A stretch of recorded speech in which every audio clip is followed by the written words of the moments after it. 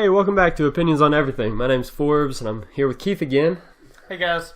And we're going to talk about a few things, because we have opinions. But first, we wanted to really apologize to the people of New Zealand and tell them how terrible and traumatic and awful it has made us feel that the mass shooter of the mosques in Christchurch, which I have actually visited and is a beautiful city, has devastated your country, and you're in our thoughts and prayers, and we're really sorry how that has went down. 50 dead and 50 more wounded. It's a tragedy. Yeah, I'm very, very sad, and I hate that this ever happens because there's no need for it. And I'd like to see some change, but I think that starts with each person really caring, and not just caring, but doing something about it. And so I believe it was the very next day or within the next couple days, New Zealand outlawed semi-automatic weapons in their country. And so that really has triggered us to continue the conversation. We live in America in the South, and so here guns are a big part of the culture as anything. People are hunters, people love their guns, they go to shooting ranges, they have multiple guns. I know my family has guns, your family probably does have some of them. Yeah. I mean, we have... I think my dad has a shotgun. Yeah. But just one shotgun, no pistols or automatic weapons. And so as we've gone through time and social media has grown and videos of these mass shootings have come out and things like that, it's really brought the conversation to a head in our government and also amongst the people of whether guns should still be legal in this day and age. And obviously for those who are outside of the United States, you may or may not know that our Constitution says in our Second Amendment that a well-regulated militia being necessary to the security of a free state includes the right of the people to keep and bear arms, and that shall not be infringed upon. So that is the legal basis for why we are allowed to own guns in this country. And I wanted to talk about whether or not in modern times with the population growth and with the level of mental illness that has spread throughout our country, should guns be legal? Yes or no? As the wise words of Donald Glover said, this is America. Yeah, that's true. He did say that. He did a great video on gun violence. What's the next verse? Let me... What you hitting on? I forget what it is. But yeah, I don't think that all guns should be illegal. Don't catch you slipping up. Don't catch you slipping up. Yeah. Don't catch you tripping on. Yeah. I don't think they all should be illegal, but I definitely think that... You don't, to be clear? Sorry. All guns, I don't think should be illegal. Okay. Tell me about it. I think, tried and true, hard fact, that if you want an AR, an assault rifle, a gun that can shoot more than one bullet every 5 or 10 seconds... So semi-autos. 1 second or more, yeah. Semi-automatic gun, you should join the Army. Okay. And be issued a weapon through the Army, because that's the only time that those guns are necessary or ever needing to be used. Anything that can switch a gun from any way a gun can be switched from 1 round burst or anything like that to a automatic or a certain number of bullets shot per second, that should be illegal. There's no need for it. You're not going to walk up on 30 deer. Plus, that'd be illegal. Yeah, you're not allowed to kill that many. Yeah. I can't think of a single scenario unless there's a mass zombie attack. And luckily, that has not happened yet. Yeah. So, unless a lot of conservatives started running at me. Gotta watch out for them conservatives. No. But we don't condone gun violence here. Opinions on everything. Yeah. So you say no to automatic weapons and assault rifles. What about handguns that shoot as fast as you pull the trigger? I think that has to be regulated as well. Regulated or outlawed? It should be outlawed. I think there's a certain number of shots per second. I don't care for handguns either. Yeah? What about self-defense in a home? Yeah, that's the big hitter that you see these women like, hey, I carry a gun. Yeah. I carry a gun in my purse, and there's a lot of times that my wife has said, like, she's felt scared, and when it's just a woman in a setting, men act different. Yeah. But when we're around women, men aren't as likely to hit on them or joke or be at all aggressive towards them. Yeah. Yeah. So I can't speak to that as much, but yes, I get that. That it is a really scary scenario in a home setting if someone breaks in to defend yourself. Yeah. And outlawing guns, just like outlawing weed, doesn't stop them from being here. Right. It's not like you're going to get rid of all guns. It's just going to create a black market for it. Just like when they outlawed ivory. Oh, yeah. Sure. Look at that. They literally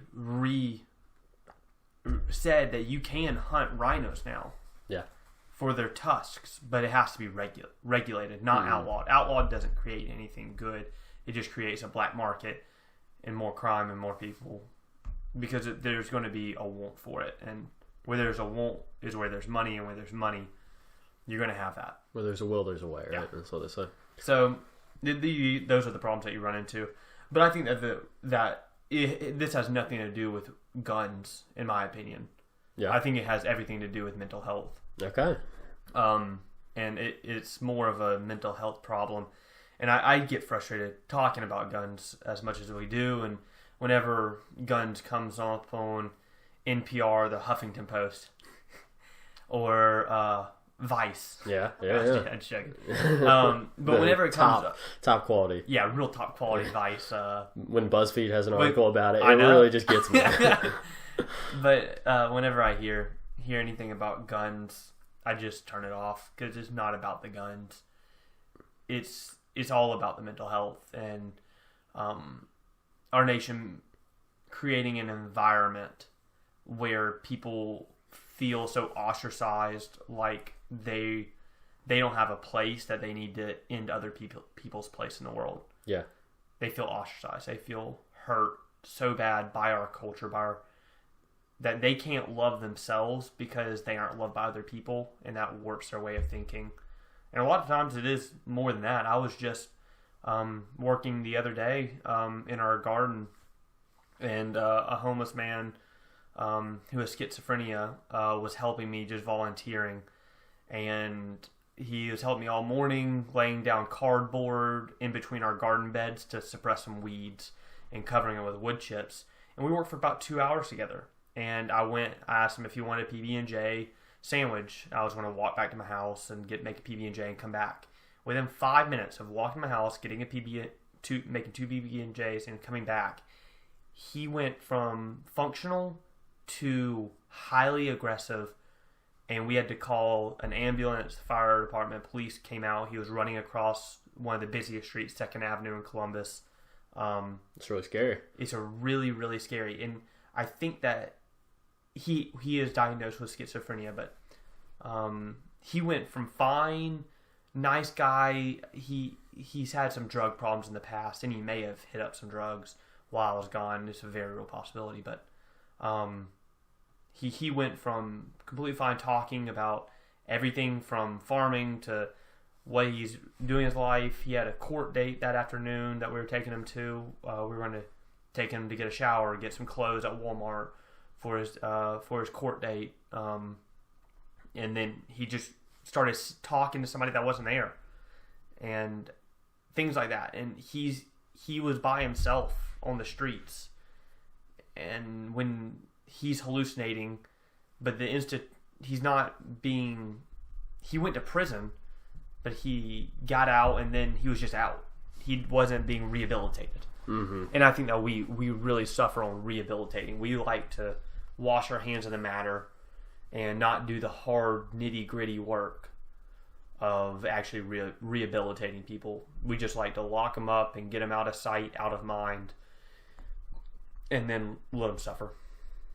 Well, you've definitely gotten into a couple of issues there. I mean, we're talking about mental illness and our prison system. I mean, we should definitely do a discussion on that. We'll get back to the guns in a second. I have more questions about it. But let's talk about mental illness for a second. The most recent statistics, according to the National Institute of Mental Health.gov is that they're very common in the United States, and nearly 1 in 5 U.S. adults live with a mental illness.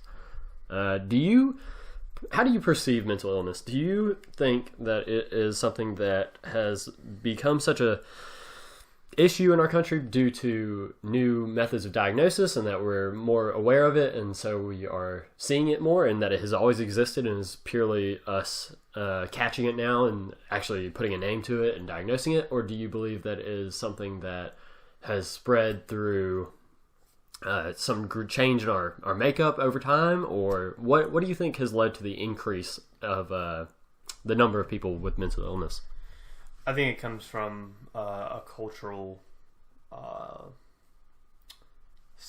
not sabotage, but an inadvertent self-sabotage of in disabling people from taking care of themselves, and then in the process of disabling people, just like conservatives love to say that food stamps makes people lazy. Right. They love to say that. Oh, I talked to 2 people last night that said, oh, we like to make people more lazy, our government. I'm like, stop talking about it and do something. Yeah. Like, I'm tired of talking to people about this or... ironic. Here we are talking about it. Yeah, but what are we actually doing for the matter? Nothing. Currently. I'm doing something for food stamps. Right. I offer double food stamp value for people to buy healthy vegetables so that they can gain control of their health. Maybe that can lead to increased money because they don't have to spend money on medication. If they don't have to spend medication on money on medication, they can spend it on clothes to get an interview, to get a job, to get a car. And it starts from a grassroots approach. And it takes a lot of people caring a lot and not just us talking about a problem and then not doing anything.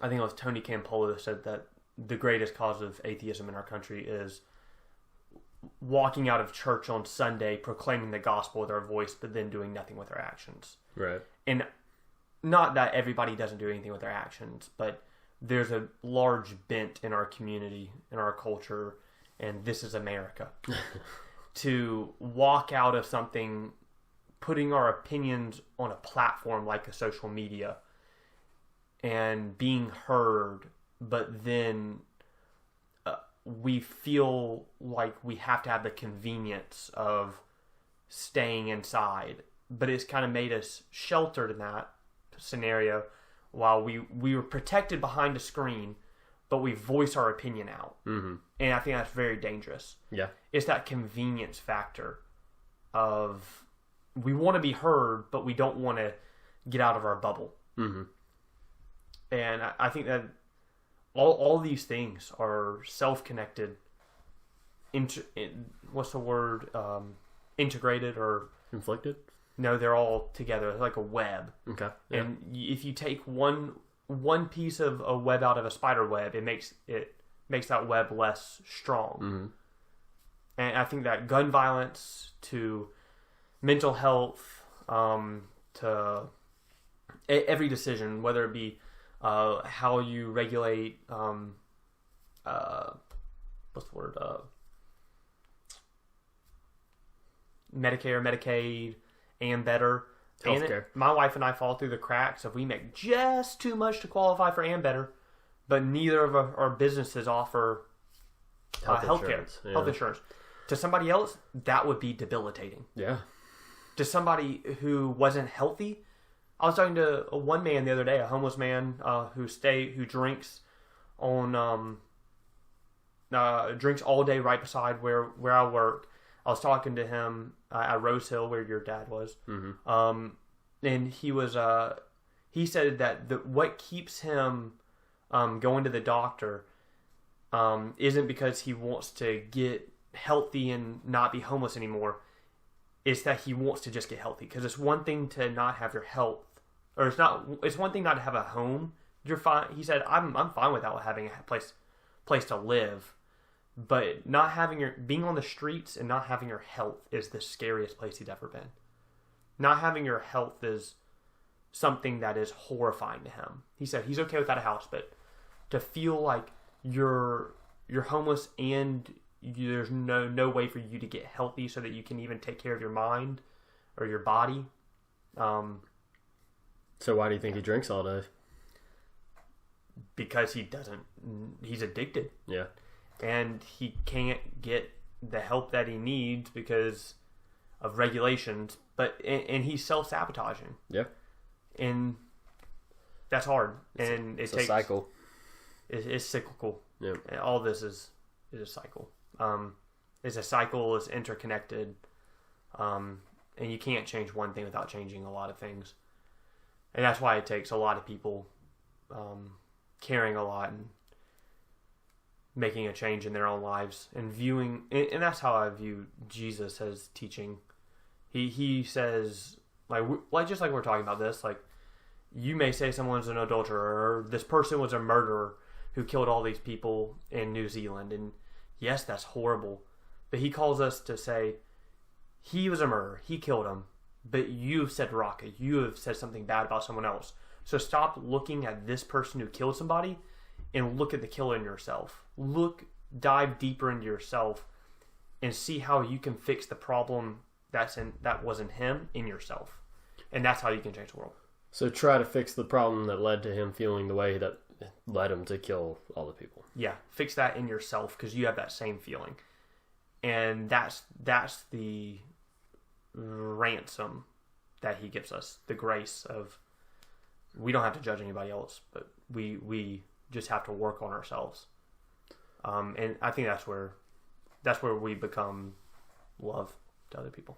But wouldn't you say that the actions and words of leaders could possibly have led to this? This guy, he was a white nationalist. He had obviously racial bias towards Muslims and chose to go shoot up 2 mosques. So I think it was actually a handful of guys, but at least one. And in his manifesto that he posted, it was he praised Trump. He had a lot of ties to white nationalist people around the world, and I certainly would argue that it's dangerous for any leader to be putting any sort of adding to the flames of these people's hatred, right? Mm-hmm. Like encouraging that sort of thought process and negative view towards others. Yeah, it's definitely a scary thing when someone doesn't speak out, profusely speak out against hate. Yeah, and they don't. But I mean that's the scenario that we're in. We're kind of, for lack of better terms, a whore to a vote. Yeah, and these people vote for somebody that keeps them in office, that keeps them in power, that keeps money coming into their bank account. Yep. And gets them brand names. No one votes on principle. They vote on party and they vote on whatever benefits them. Votes on power. So, at the end of the day, we have a government that is built on greed. Yeah. And we love to put a flag up in our church. We may keep a cross, but we may say the national anthem before it. Yeah. But this entire nation is built on a greed-based system that is formed to, yes, be philanthropic, but the reason people are philanthropic in so many circumstances is because they get more money for it, or they get more recognition. Yeah. It benefits them. They don't give to where it hurts. They give to where they feel better. It gives them a nice tax break. People raise them up for being so philanthropic. And then they slap their name on something. Yeah. And it's just like, this isn't a Christian giving. This is over and over and over. This entire nation is built on a rich young ruler donating thousands and then being praised for it. Yeah. And we're called to give and not be seen. And we're a broken system, a broken people set in a broken system that tries to make you better. Because in reality, I mean, if the church could control communism, then it would still be broken because we're just broken people. Mm-hmm. But I'm not willing to settle for a greed-based system, right? Like capitalism. So what's the solution? Because we have a free market, right? A free economy. Well, of course we don't. We preach the idea of that we have a free market, but it's very much controlled by the government and regulations and all sorts of things. Yeah. And then the reason that we can even start to call ourselves free and get the luxuries of what we have at a free market price with what everybody says, because we oppress other people, right. other nations, and not even other nations, people within our nation. Yeah, capitalism is building your own wealth and power over other people's failures and poverty. You purely put up this image of what you could achieve, and then you continue to step on the people to make sure that they don't actually achieve it. Yeah, that's all it is. I think I've said this quote on this podcast before. Who was it? It was that book, The Unsettlers, by Mark Sandusky. Yeah, he said a Democrat or a liberal is like a politician that is sitting on the back of a poor man and trying to assure this impoverished poor man that he is helping him in every way and that he cares about him and he's going to make sure that he has a fair chance, but he refuses to get off his back. Yeah. It's just like you preach this thing like, hey, I want to help you get welfare. I want to help you take control of your life, but you won't get off his back in order to let him walk and serve himself, but you're weighing him down. Right. And we each have people that care more about getting a vote and making sure that the conveniences of their life are met than sharing those conveniences and helping their neighbor. They're not loving their neighbors themselves. They're just doing it to get a vote for popularity contests. Yeah. And everything is bent to a giant popularity contest. Whether it be a fire festival where Kendall Jenner posts this picture for $300,000. All she did was post one picture of this fire festival. She worked hard. And got paid for it. Yeah, and that's the scenario that we live in. What sells? I certainly can't blame her. If someone offered me $300,000 to post a picture on my Instagram, I don't even have an Instagram. Yeah. I would create an Instagram and post it. Yep. Happily. It's an incentive thing, Like if you incentivize bad behavior, it's going to continue. So, and I think that all this is interconnected, and this is not a single-faceted talk. Whenever I hear gun violence, there are so many things that flash through my head. Yeah, mental illness, incarceration were two big ones, and I think that's perfect. I mean, you get these people, you incarcerate them, they come out and they're worse off in their society, so then they leads to making poor decisions again, and whether that's gun violence or more crime, and it just cycles, and we keep people down. If you look at the institutionalization of people in Sweden, in the mechanism that they have for prison systems, they do more rehabilitation than they do imprisonment and punishment and stuff like that. Yeah, and we like to punish people because we feel like, they chose this. They chose this for themselves. They killed that person. They pulled the trigger. They're to blame. Which is true to a degree. They chose it, but it doesn't mean we should straight up ruin this person for the rest of time. But we're the ones tying them to a post and throwing rocks at them, right. And then Jesus is the one drawing in the dirt and telling us that the person that hasn't said Raka, you can throw the stone. Yeah. And that's only him. And that's only Christ. And that's only when we die to ourselves and Christ arises in us that we can throw that rock. And when that happens, we won't care. Yeah. And we like to punish people. But I'm an adulterer. I'm a murderer.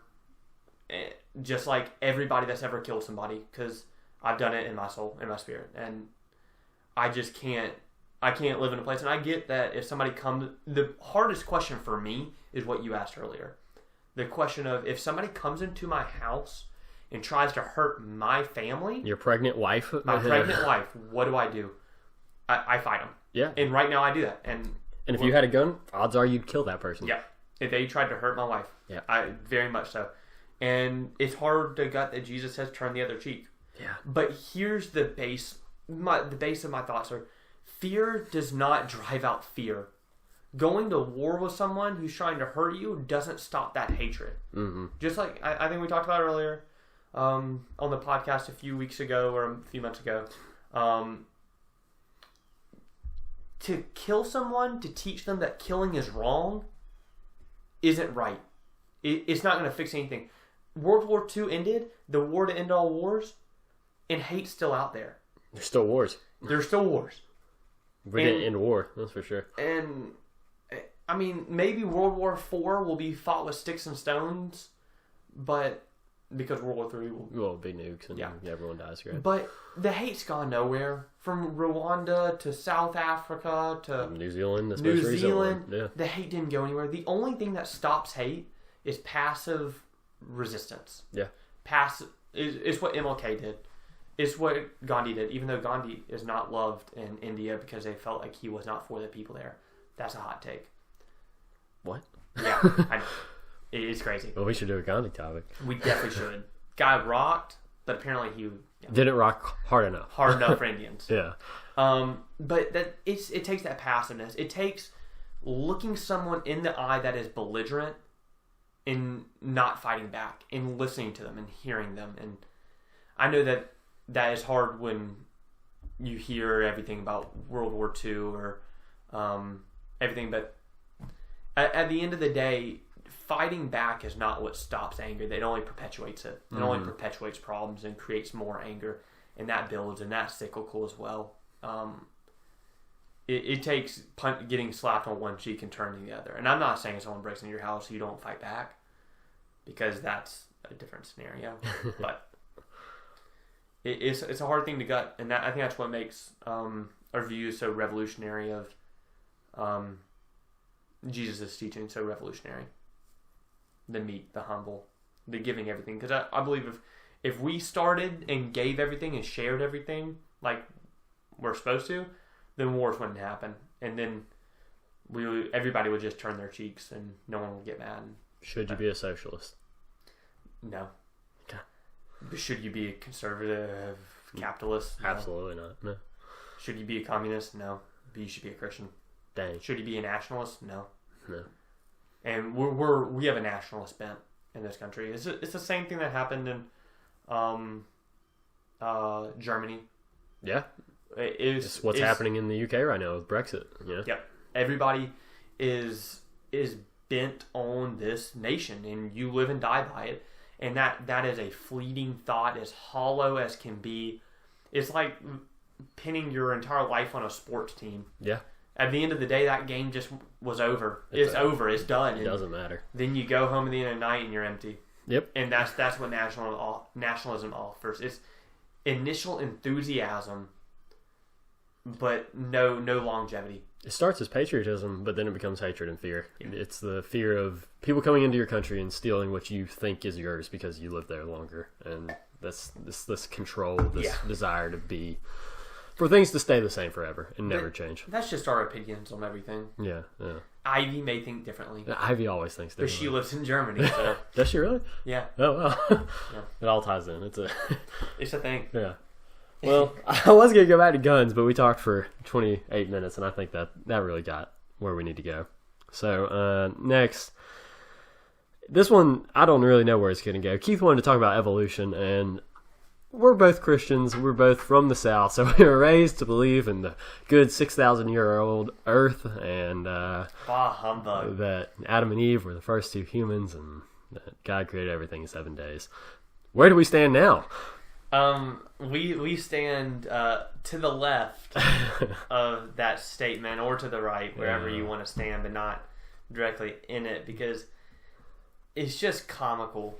And in my mind, and I don't mean that to be rude or to belittle anybody. Because and before you begin, you are a college graduate with a degree in biology. Yes. And you're studying Masters of Public Health. So you have some scientific background leading into this. I did everything from histology, embryology, evolution. I took all these courses at a liberal arts Methodist college. And you also minored in religion, correct? And philosophy. Yeah. So religion and psychology. I'd say you have a good background here to jump in and tell us what you think. If a degree said anything, I guess. Right. So, you at least have studied what people have said about these topics. Yes. I've written research papers on vaccines and everything in between, from rhesus monkeys to Homo ergascus and Australopithecus, and I know everything about Lucy and all the Neanderthal bones, and studied everything. Everything that evolution has to offer. And my favorite animal that's ever lived is one of the giant orangutans, Australopithecus giganticus, which is it's basically like giant orangutan that used to live It's kind of thousands. silly looking. Yeah, but that's a different story. But when we get into evolution, I love what Thomas Merton says, who's was like a Catholic friar, Trappist monk. He thinks that it's just ridiculous that anybody would ever take creationism and evolution apart. They just make so much sense together. Right. Like, I feel like you're belittling God's ability when you make a sure claim that the world is 6,000 years old. Yep. It's putting God in a box. It's limiting his ability. It's like you're saying, no, God had, just like I have to pick up a salt and shake it on my food, God couldn't do that at one time. And that's the way I view it. We're making God in our image. Mm-hmm. He can only work through mechanisms that we work through. Yeah. But he works through every mechanism all at once. And that's the beauty of evolution. DNA, the structure. If you look at a seed growing, watering it, and then it extracting everything from the soil and growing, that growth, God's in that growth. God holds all things together. God is the electromagnetism. He is what's in the DNA, what's in the cork, what's in the charm cork that drives that motion forward. Mm-hmm. He's in the present moment driving life.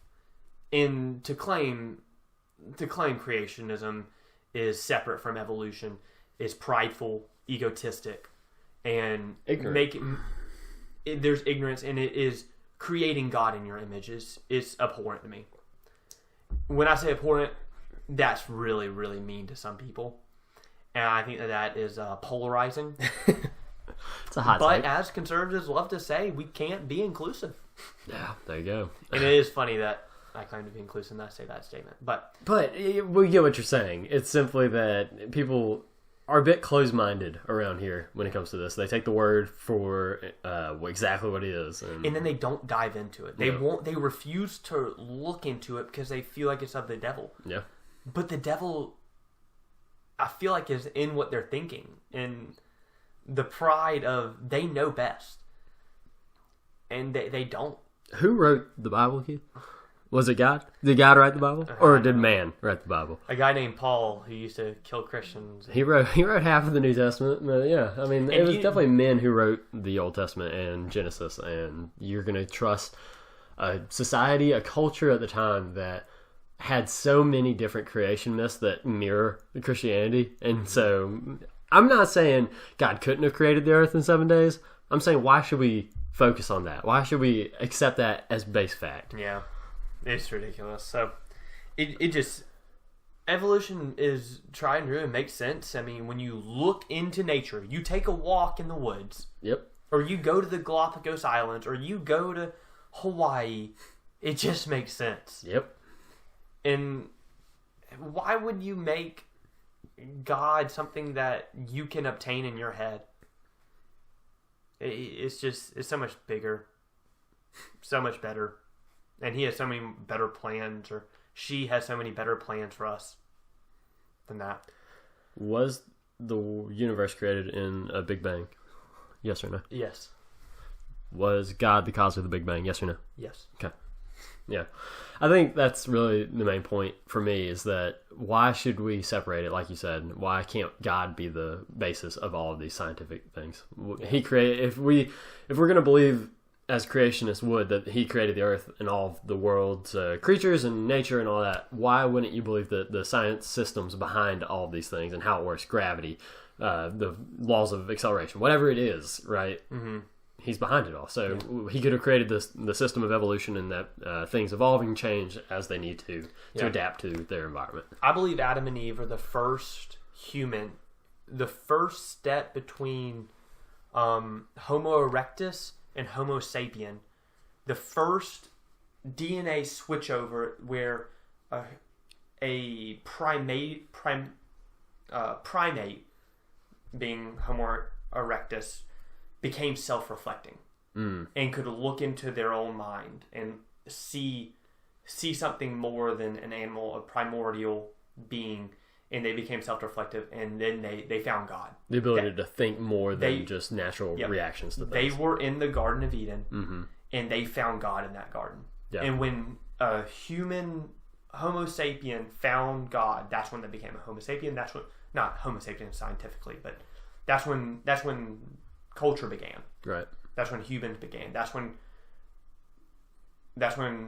because that's the perfect image of God. Right. That's the image. We understand, we see God, and we see in ourselves Him. And you know what's interesting that you say that? So that point where they acknowledge God, right? They reflect and they see God. But then what creates sin is the knowledge of good and evil. So that's when they start thinking beyond God, and they try to put themselves in God's shoes and choose morality and see morality, and it makes glorify themselves over God. And that's where sin began and has continued since. Yeah.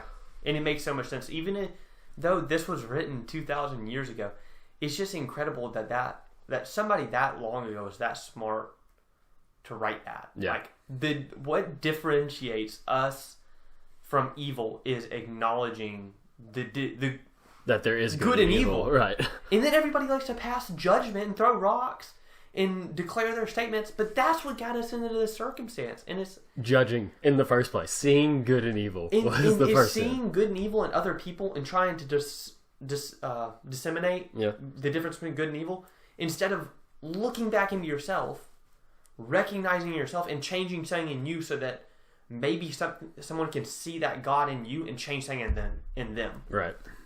Because I'm never going to make anybody a Christian. I don't want to make everybody a Christian or anybody a Christian. I want to serve my God with all my heart, soul, and mind, and love my neighbor as myself, and show them the love of God. And the ideal is that they come to know God through that, and you didn't make anyone a Christian because God's the only one who has any impact on anyone's heart. Yeah. At the end of the day. And I think that I have met Buddhists that know Jesus and know love, and I'll be darned if they don't go to heaven. But it's not about that. And who am I to say if they're going to heaven or not? I don't care. It's between me and love, and me and God. And it's not for me to tell someone that they're going to heaven or not, or that they know love or they know Jesus or not. I think He's so much bigger than that. And I'm not going to put Jesus in a box.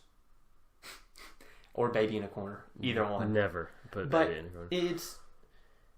I think that Jesus is bigger than just a book, or I think He's the living Word, and He is intelligence. In the beginning there was intelligence, and we've gone farther than just this authoritative, restrictive religiosity that we're in. Mm-hmm. I think that is something bigger, and I just can't stand to see repressing people. To we as Christians like to keep people repressed to keep our power, and say that you have to do this, this, and this to enter the gates of heaven. But what Jesus says is, it's harder for a rich man to enter the gates of heaven than passing through the eye of a needle. But we like to say, like, you're a Buddhist, you're not going to heaven, which I don't care. But we don't like to do the hard work of looking at ourselves and see what Jesus said of, oh wow, my love for money is what keeps me out of heaven. Mm-hmm. So I think there's just so much more than... Which a lot of that's based in what our upbringing is in just a capitalist culture. That money is power, money is everything. And so, of course, we're going to glorify money. Yeah. And in fact, the prosperity gospel has almost certainly grown out of capitalism. The idea that God wants everyone to be wealthy, right? Mm-hmm. Like, if you're a good Christian, you're going to be a well-off person. So I've met Protestants that I don't think know Jesus. Yeah. I don't think they know God. Yeah. They proclaim Him with their mouths, but they lie with their actions and their deeds. And I think people... I heard in a Sunday school class this past week that where you put your money is what you really care about. And I don't believe that for a second. I think that where you put your time and energy, the things that you cannot get back, you can never get back your time. Yeah. Where you invest your time is where you've invested your life. I can always make money. I can get more money. I'll lose money. I'll gain money. it's replaceable, but my time's not. Yeah. And where you invest your time is where you invest your life.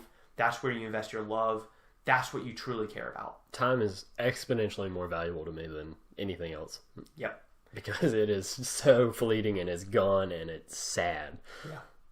You can't make more time. It is what it is. It exists and then it's gone. Yeah. And we live in a culture that likes to idolize, glorify money. Yeah. So we speak out of Christian Church of money. So I guess this just became a Christian podcast. That's fine. We should probably do that at some point anyway. Yeah. But it's just crazy that we can be so warped and nobody else has to be wrong in order for me to be right. Like, I can say my opinion and believe him, and I can listen to you, but it's like that famous New York Times blurb or a little animated picture, cartoon. It had like two dogs talking, and they had like general hats on, and it said, it's not enough for us to be right. All cats must be wrong too. And I feel like that's how every one of our debates in society or social media or whatever it is. Politics, whatever, like, yeah. It's not enough for me to say my point and be okay. I have to prove you wrong. I have to belittle you. I have to make sure I insert my dominance. And that's not what it is. Frankly, we don't even care about being right so much as we do tearing the other person down and just totally destroying them. We don't even attack the argument that we're having. Like, even if we were talking about, I don't know, drug use, we're not going to talk about that. We're going to talk about, oh, they did drugs and when they were 16 years old, and attack the person's history and then attack, personal things. We don't focus on the actual issues. It's like the late great Bradley Cooper. Wow. Shallow. It's just shallow. And you dive in through the sidewalk, and you're not in the shallows now. You got to get to the deep where you can really have that contemplative practice of looking into yourself, silencing your mind, getting into solitude with your spirit, just being still and being with God and being with love and diving deeper, and then asking that question and knowing that there's more to God than just what you think you know, and you have to dive deeper. You heard it here first, people. March 17th, 2019, Bradley Cooper found dead. Late Bradley Cooper. You said Bradley Cooper was dead. No. Oh, okay. He's not dead. He's not dead. You about broke my heart. Sorry. That would have been heartbreaking. You just said the late great. I just, I went with it. I figured you had news. I didn't. No. He's alive and well. The spirit is within him. Oh, thank because died and rose again. But no, he's good. Good. I think. Who knows? I mean, fingers crossed that this could date us really well. Yeah. We're good predictors, But yeah, so I don't know. I think that we just live in a shallow society that doesn't test us to dive deeper into ourselves, our own emotions, our own thoughts. Did humans come from primordial goop? Primordial goop? Yeah, just like a big old bacterial blob. Yeah. Yeah, I think that I just wanted to close off our evolution argument or discussion here. We came from great light, heat, and a mass of a ball of energy, or a rock that was super hot and cooled off with a lot of minerals that combine through magnetism. You're right. Forces. Mm-hmm. Forces. What's a force? I don't know. Maybe we could ask Kylo Ren. He doesn't understand it. He's evil. Yeah. But we came from that, and through evolution, order came out of disorder. And I don't know a better definition of God. Over what? 6.5 billion years? 4.5? What is it? 4.5 billion years? Yeah, so 4.5. So after 4.5 billion years, we can imagine that bacteria probably evolved into a human. Yeah, and it's a long time. Eons, epochs, some dinosaurs, giant ladybugs and insects and orangutans, mosquitoes and orangutans and Lucy and... Because what? Our first human in quotes was 200, 300,000 years ago? Mm-hmm. Something like that? Yeah. And it takes people... It's a lot of time. It takes people like Jane Goodall to to pioneer the That name sounds familiar. Who's that? She's the famous scientist that worked with Robert Leakey for years and was in the Tanzanian jungles. Oh, Tarzan and Jane?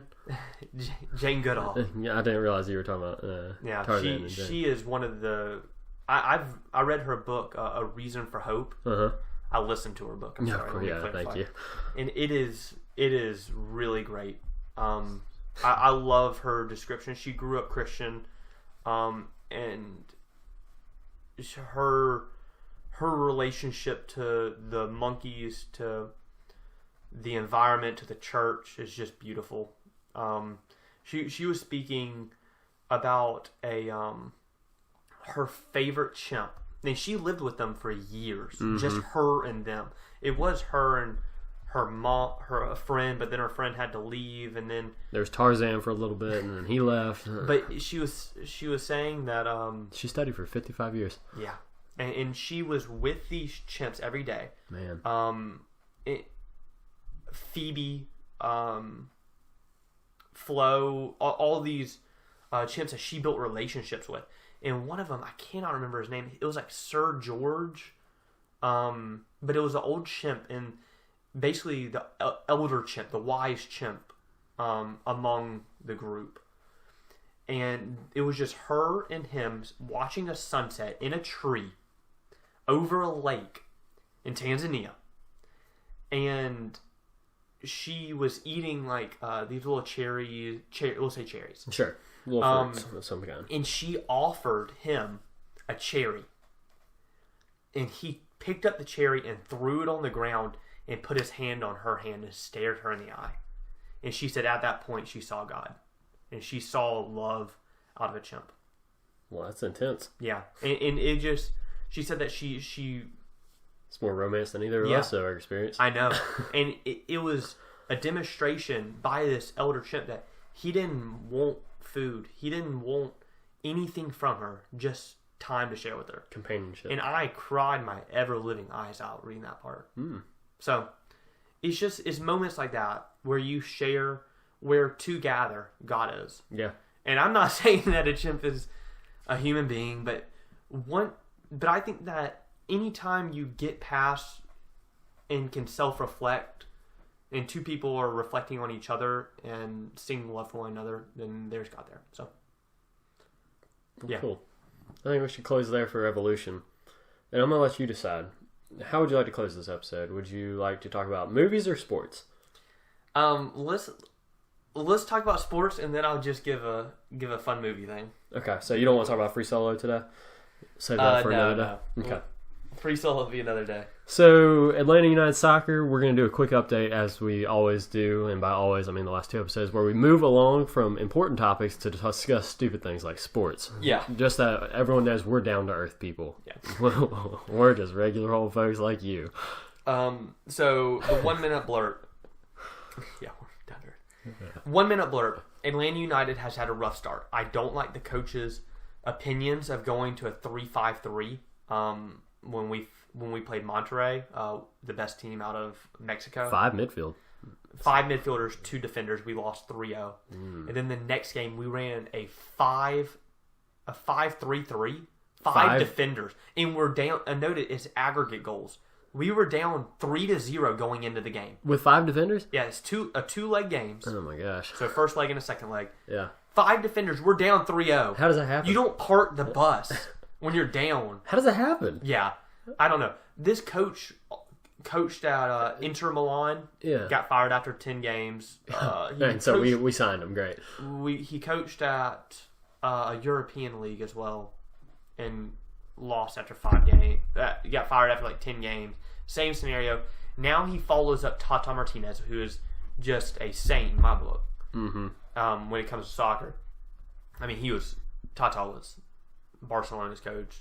Now he's coaching the Mexico national team. But we lose Almiron and pick up the best player in Argentina, PT Martinez.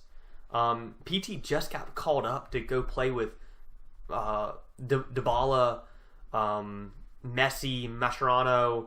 He got called up with the big boys. Mm-hmm. Like, this guy, he's good. Yeah. And he's noticeably good. And he said after the last game that we played, "You have not seen me play yet." He said, "You haven't actually seen like my abilities." This is kind of arrogant of him. Yeah, very arrogant. But apparently he's been hurt. So he's apparently a lot better than this. But he has had moments of brilliance that you can tell. Like when he's on the field, he dominates. But he's 25 years old, so he's still got some good years to grow. Yeah. Yeah. So I'm excited for the future. You think they're going to turn it around? Yeah, I think we're going to turn it around. I think we're way too good. I think that our coach is going to figure out, like, you have a tried and true method. Like, you lost Almiron. That's the only thing that changed, really, in the lineup. We picked up Shia, but as another midfielder who's basically like Gressel on the right wing. But all you had to do was take out Almiron and insert PT. That's all you had to do. They're close enough players. PT can play that role. He's not a gazelle and can sprint down the field, but he can dish out the ball to Martinez and have Martinez finish. Right. He can be that assist machine that Almiron was. And that's it. That's all that needs to be said. Just play the way we played last year and stop trying to switch it up and just be good again? Yeah. The way we played last year is the way we played the year before. We made it to the playoffs in our first inaugural season. Second season, we go to the playoffs and win the whole thing. Win the second year's championship, yeah. A coach leaves and a player leaves. And we get supposedly a good coach, supposedly, and then a great player to fill in an amazing player's role. And everyone around him is still really good. I don't know. It's weird. Sports are weird. You had the mechanism to work. You just had to... You didn't have to change anything. Just don't change anything. Just swap one guy out and play the same way. Yeah. I would have walked into that clubhouse as a new coach and said, "Hey guys, everybody here, Tata was a better coach than I am. But I'm going to be the best coach I can be by telling you to play like he told you to play. Just keep doing what what you're doing. And I'm going to look angry sometimes. And I'm going to yell, but don't listen to me. Listen to the inner Tata in you." This guy, Frank DeBoer. DeBoe. I don't know. Yeah, Frank DeBoe. Yeah. Weird. Ugh. Well, soccer's dumb anyway. Yeah. So the real question is... But the thing is that when I watch these games and them play like that, it makes me feel like I'm the kid in Stuart Little's home. Oh, are you talking about Stuart Little? That a mouse got picked over. And that's what I want to talk about. Who does that? Who picks a mouse over a little child? Over another kid? Like, can you imagine being... Is that what happened? I haven't seen this movie in years. Stuart Little's bunkmate. Man. And thinking, oh, this family's coming. They look really nice. They may adopt me and I may have a great life. They did what? They picked the rat? Like, what does that do to your self-esteem? That's really, really sad. Is that really what happened? That's really what happened. Oh, it all makes sense. You know who wrote the screenplay? M. Night Shyamalan. So he did a twist. Shyamalan Ding Dong, you know? Who picked a rat over a human being? Man. I don't know. I can't answer your question. When you really think about this movie, this is a sad story for every other kid at that foster home. Yeah. You're right. Poor other kids. So what did you recently rewatch? Stuart Little or something? Yeah, I recently came across that scenario, and it really sparked something in me. It sparked some laughter because it was funny to think about. It's messed up, that's for sure. Like that is beyond messed up, and I cannot believe, like, as a kid, they gave him a car, for goodness sake. That's right, they gave him a little roadster. They gave him a roadster. They gave him a boat. Very generous, folks. You know, it was nominated for an Academy Award for Best Visual Effects for the stupid little mouse. You know there was a sequel? Yeah. Did you know there was a second sequel? Yeah. Stuart Little 3, Call of the Wild. Oh, didn't know that. That's deep. I'm thinking you're getting that mixed up with Zoolander. No, that movie. This was direct to video for the record. But I just want everyone to go home tonight, or if you're at home, stay there and just think about being a foster kid, which is hard. And I feel bad because my parents were so great to me. Yeah. But just to make a movie about a rat getting picked over other kids, like, that doesn't sit well. No, it doesn't. Can you imagine, like, being in a foster home and, like, you having a hard time, and then you watch this fun new movie and you're like, I'm that kid. It's very sad. So, Yeah, that was my thought of the day. Well, I recently saw Lego Movie 2, and I'm only going to talk about it because you mentioned another somewhat animated movie. The Lego Movie 1 is my probably third or fourth favorite animated movie of all time. I love it. I think it's brilliant and hilarious. And the directors, Phil Lord, Christopher Miller, they've done a lot. They're apparently just incredible at everything they do. They were doing Solo before they got fired because Disney didn't like what they were doing. It was probably going to be too different and out there. Yeah. And so Solo was not, it was fine. Yeah. We saw Solo. Anyway, the sequel, they helped write it, but they didn't direct it. It was good. It was not as good as the first one, but if you remember the first one's message for kids, right? Because this is a kids movie, let's be clear. Mm-hmm. I mean, it was funny and likable. The first message was everyone can be special. Everyone's awesome. Everything is awesome. Everyone can be the special. Everyone has a part of them that is beautiful and great, right? The second one took a darker turn, and the song of that one is Everything's Not Awesome. And it was good, and it was brilliant. It talked about depression. It talked about how sometimes things just aren't great. But rather than dwelling in that, it's make changes and improve your life. And I thought it was great. I thought it was a good, heartfelt message. It was cheesier than the first one. It was more of a kids movie, less adult friendly, I think. But it was a good message. I liked it. Well, it's fun. So I'd give it a good solid 8.5. Go see it if you have time. All right. Yeah. I will. And I think that's going to close us up unless you want to go ahead and talk about Free Solo. We got a few extra minutes. I don't have anything to say about it. So if you want to talk about it, that's fine. I want to give a 30-second synopsis of way too scary to ever do. I think that guy was autistic. I think that anybody who can do this has some type of block in their brain. Didn't they talk about that? Yeah, I've read some stuff about this guy. Yeah, there's something different. And you even look he doesn't feel fear the same way, right? Yeah, there's something different. You see the way he even related to his girlfriend. Mm-hmm. It was very shallow. Mm. There wasn't a connection. He couldn't make that connection with her, I don't think. So that sounds like autism. Yeah, and there was... Or at least Asperger's. There was something different. And he even said in it that everybody who's ever been passionate about free soloing is dead. He said, everyone that I study under died doing this. He said, that's going to be my fate, but I love doing this. How tight was your butthole while you were watching it? Real tight. Yeah, I heard it's terrifying to watch. Oh, man, some of those shots. Yeah. I can't imagine the people filming it. Yeah, at least they had ropes, but either way, they were up there with them. There was one point where he did a karate kick over to another ledge, and the grabs that he was making were hair-turn pinpoint grabs. Scary. Yeah. Scary. But I hear it's awesome. It's a good movie. I wish it was on Netflix so I could just watch it for free. Yeah, it was worth the $4.99 rental.